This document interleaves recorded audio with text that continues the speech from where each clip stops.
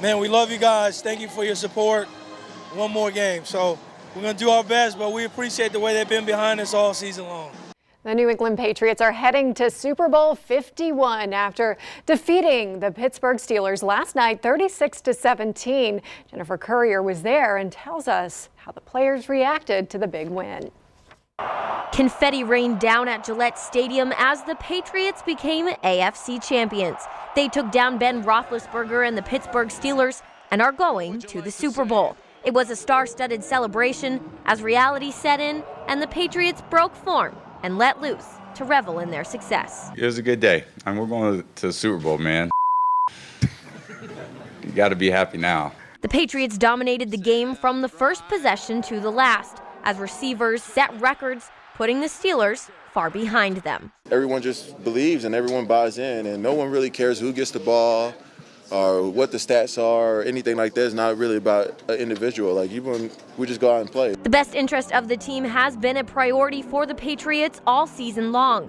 Players said it's what's made them successful. It's been a long journey, but I've worked really hard to get to this point, and I'm just couldn't be happier that I get to be a part of this this team, this whole thing. And play they did, scoring 4 touchdowns, 3 field goals, and holding the Steelers to a single-digit score until late in the fourth quarter. The performance earned high praise from the team's hard-shelled head coach. Yeah, and that's why we're where we are. We have a special team, a special group of guys that really work hard, and they deserve the success that they've had. It's tough, but they come in and grind it out, and we're excited to move on. The Patriots will face the Atlanta Falcons in the Super Bowl in Houston, Texas on Sunday, February 5th. Jennifer Courier, NH1 News. Football season right around the corner, and the UNH Wildcats are ready to hit the turf in their brand new stadium. NH1's Siobhan Lopez has more from Media Day. One more time, 1, 2. Posing for team photos and talking to reporters. It's all part of Media Day at UNH as the program looks forward to a new season. Very, very good physical strength, got stronger and faster. There's a high energy around the program right now. I'm just trying to get better. Obviously, my teammates are trying to get better. We're just trying to form the best team that we can. We're really bringing each other along, especially the younger guys, and we're going to need everybody this year. And this season, the Wildcats have one more reason to look forward to a home game, a beautiful brand new stadium. It's a great feeling knowing that we're going to have a lot of people here, and it's already a great environment. This is only going to make it better. The new Wildcat Stadium is years in the making, with the first demolition happening last spring. Traditionally, we've played really well here at home, and I hope that continues. Struggled on the road last year, and Coach Mack really prides ourselves on being good on the road as well as being good here. So just getting the first one on the road is the biggest for us.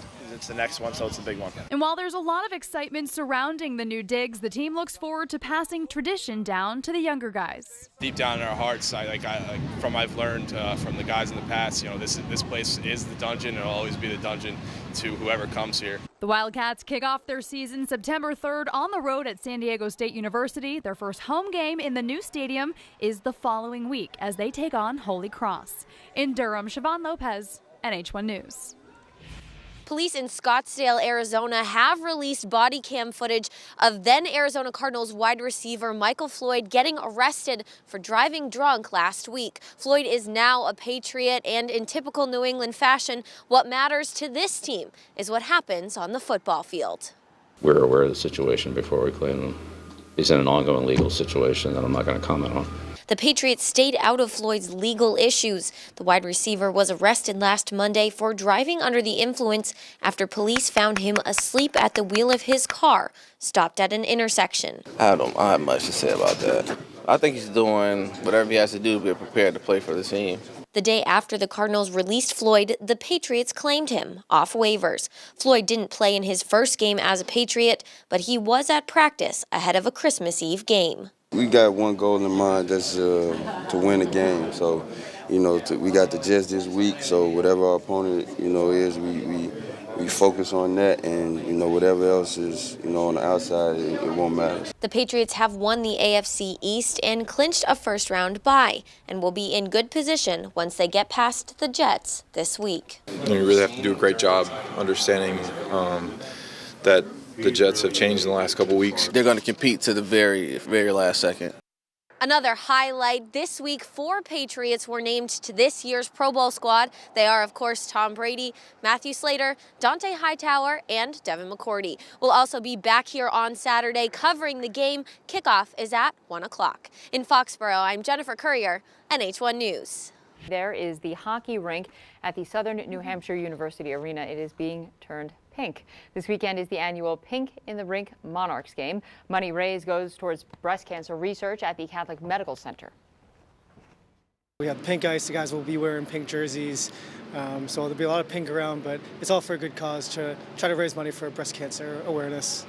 Well, to turn the rink pink, it takes several days and more than 160 gallons of pink resin to coat the surface. The Pink in the Rink game will be held on Saturday.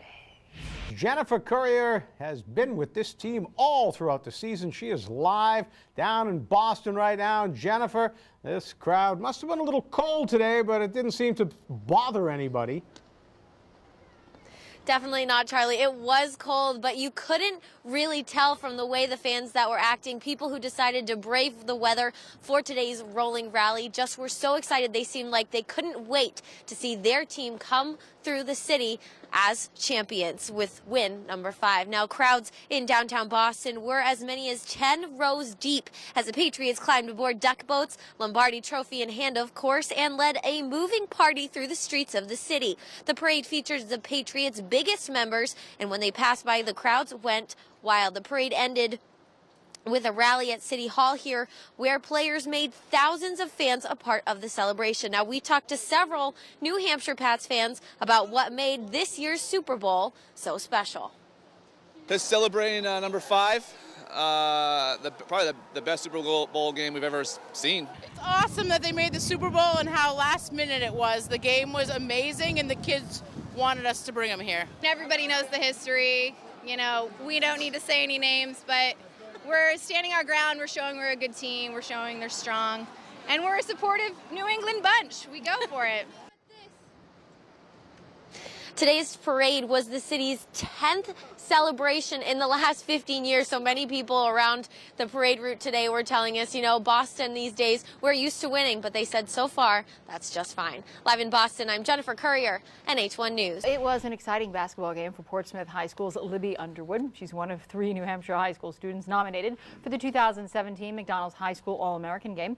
The students are selected not just for their work on the court, but off as well, giving back to their community. I'm very honored. You know, the girls that are nominated and selected, especially for the game, are the best of the best. And, you know, I'm very honored to be selected, and it's very humbling all at the same time. The support group I have around me, you know, my teammates, my parents, our coaches, everything, you know, it's just great to have them by my side. Well, Libby is a senior and will attend the College of William and Mary in the fall. There are 720 students from across the country in the running for the game, which will be played in Chicago in March. And we wish her luck, and we are thinking about her. We'll cheering be watching. Exceptional in a lot of ways, and they've been that way for a long time, so it's going to be a big challenge for us. The New England Patriots are back on the road for a rematch of last year's AFC Championship game, which, as most of us remember, didn't go quite as they planned. NH1's Jennifer Courier has more from the team's leaders on how they're preparing for the big game.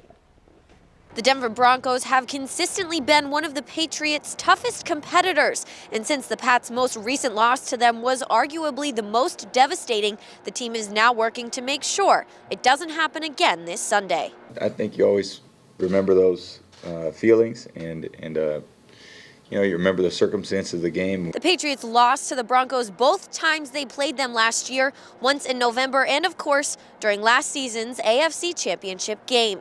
Coach Bill Belichick didn't suggest there's too much to learn from it. Yeah, we'll definitely watch it. Yeah.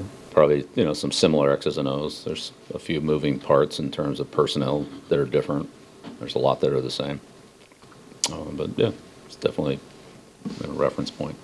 But captain and offensive team leader Tom Brady opened up a bit more. You know, I watched it a bunch this offseason, and then to watch it again, you're just you're trying to do things better than the way we've done them. And even though the team is now 11-2 and easily on top of the AFC, Brady said anything but a win is unacceptable.